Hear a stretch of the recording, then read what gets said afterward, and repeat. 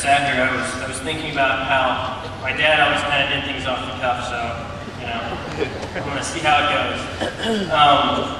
Just going to talk for a second from a son's perspective. He could do anything. He could fix anything. Any problems, any difficulties that any of us had, and my sisters would say the same thing, is as long as we could talk to him, as long as he was part of it, it was going to be okay. Everything would be okay.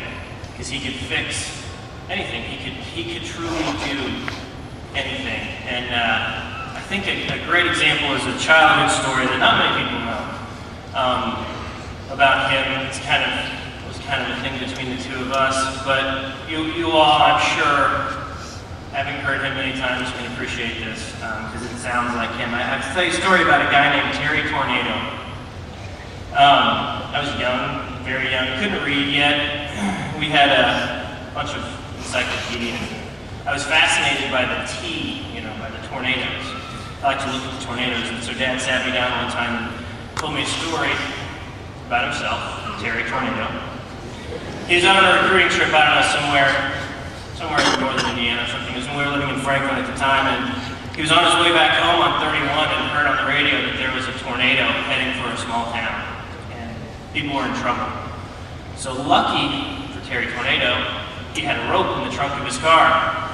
Found the tornado, pulled off the side of the road, opened the trunk, made a quick lasso, and lassoed the tornado to the ground before it could hit the small town. That was him. He could do anything. There was no question in my 5-6-year-old mind that Terry Tornado could in fact lasso that to the ground. And it was in the encyclopedia right there. He was showing me. Of course I couldn't read, so